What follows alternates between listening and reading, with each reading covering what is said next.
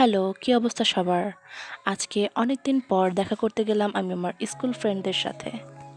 আজকের বাহিরের ওয়েদারটা না খুব একটা ভালো ছিল না, কারণ প্রচণ্ড পরিমাণ রোদ ছিল। তো বাসা থেকে বের হওয়ার সময় ভেবেছিলাম হয়তো ভালো লাগবে না ঘুরে, কিন্তু আমার একটা ফ্রেন্ড আমাকে এমন একটা জায়গায় নিয়ে আসলো যেখানে এসে আমার রোদের জন্য আমার কোনো কিছুই কষ্ট ফিল হচ্ছে না। তো এই ওয়েদারটা ভাই রে ভাই এত এত সুন্দর ছিল, যেখান থেকে তো আমার বাসায় যেতে ইচ্ছে করছিল না। এই রোদের মধ্যে না আমরা অনেক ছবি তুললাম, এবং ছবি তোলার পর এক সাইডে আমরা দেখতে পেলাম একটা জুসের দোকান আছে। তো সঙ্গে সঙ্গে আমরা সেই জুসের দোকানে চলে গেলাম এবং মামাকে বললাম, মামা আমাদের ঠান্ডা ঠান্ডা কিছু। আমার ফ্রেন্ডদের না কিছু কিছু স্বভাব এখনও রয়ে গেছে, যেমন এই যে দেখুন, ওদের এই ক্যামেরার সামনে এসে যে বানজামো করাটা এখনও যায়নি। তো আমি যখন ভিডিওটা করতেছিলাম ওরা তখন ভিডিওটা করতেই দিচ্ছিল না।